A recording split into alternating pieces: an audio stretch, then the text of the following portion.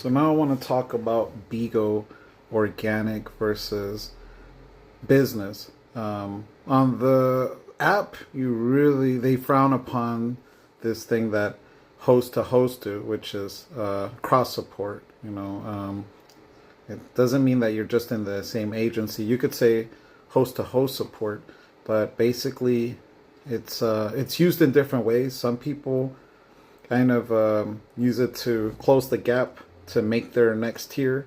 And so you have to do the math to see if your profit is going to make it worth getting to the next tier. Otherwise, you just kind of sit in between, let's say, for example, 10 and 20K. There's a bigger gap. Like right now, I'm at close to 40K, trying to get to 50K. And basically, it's around 35K that it makes sense to go ahead and do business. Usually you'll punch it towards the end of the month because then you can spend less. You let this organic build up. So you have to understand what business and organic is. There's organic, which is basically somebody's gifting you without any expectations in return. And then there's business, which means, hey, I'm going to give you X amount of beans at this time for my event, usually. Otherwise, you're depreciating the values. Unless you're just ringing bells and hoping you win. That's not usually the best recommended strategy. And yeah, so time, place, amount, and then the other person, if you're holding for somebody, you don't go off and gamble them, you hold on.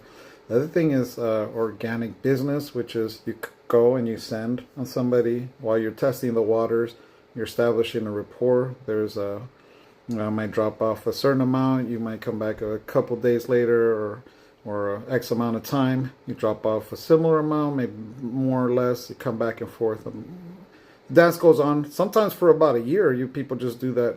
It really depends how much frequency there is between both. There's also people that just kind of gamble on each other. It's kind of an unwritten thing. Whether they have an event or not, they don't ask. They just, bam, go ahead and do that. But really, the etiquette is, once it's established, then unless something changes, like I've communicated with people, hey, I'm doing this is where I'm at, and I'm very proactive about asking the people that I have in my circles like where they're at.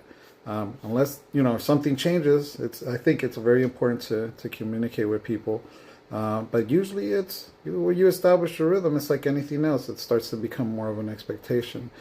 Those are unwritten things. Now, some people honor it, some people don't, but that's how it goes. What's up, Mysterious?